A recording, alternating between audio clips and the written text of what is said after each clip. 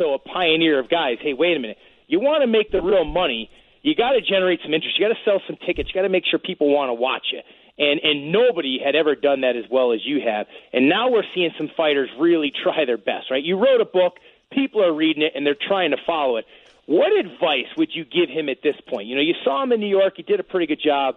You know, he's got to move forward now. He's got to continue to come up with new stuff. What advice would you give to Conor if you were advising him? Okay, Conor's got to put somebody over, and he can pick a guy, and it can be from a different generation. It could be from right now. It could be a different weight class. It could be his weight class, but he has to put somebody over. Psychologically, when you're telling the fans, I'm the greatest, and everybody else sucks, at some point you're going to lose them. He just needs to pick a guy. Grab a Carlos Condit, grab just somebody random. Again, doesn't even have to be somebody that he could ever match up with, and then admit, I admire that guy.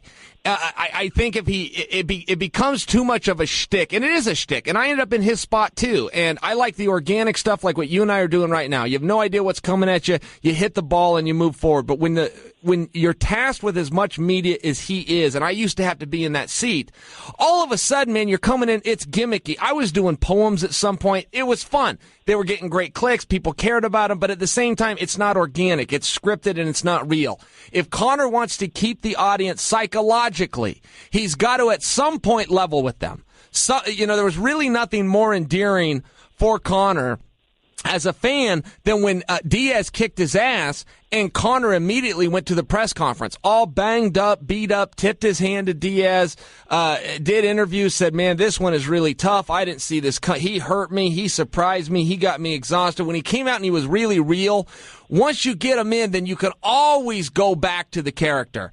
But he's got to put someone over. At some point he just does, or it becomes too much of a shtick. That would be my one and maybe only, Brian, maybe my only piece of advice. People need to learn and steal from Conor much more than critique him, but that's the one area where he could really bring more people in, is just a little bit more honesty.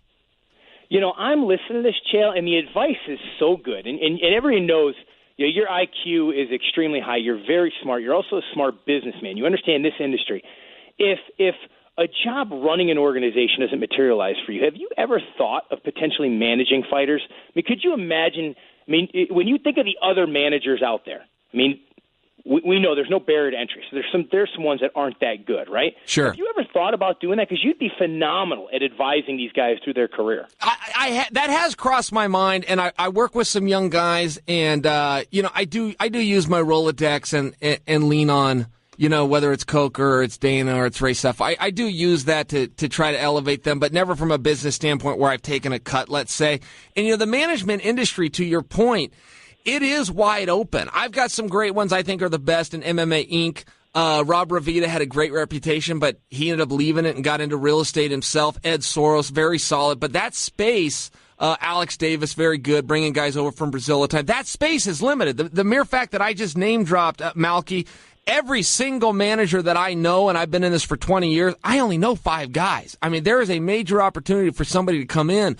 What hurt the managers, Brian, according to fellow managers, and it even got fighters mad at them and cutting and going and doing their own thing, was the loss of the sponsorships. A lot of fighters just looked at it and goes, look, if you can't get me sponsors, I can deal with Joe Silver, Dana White. I can get that contract, and if you can't move those numbers, then what do I need you for? Now, I didn't agree with that. And in my spot where I got a little podcast, a little ESPN thing going, it was important that I had managers that could keep all that in line to make sure I hadn't promised exclusivity somewhere or a date somewhere else, to make sure that I stayed in compliance. And I did watch a lot of guys get mad, but there is ways to maneuver around this game.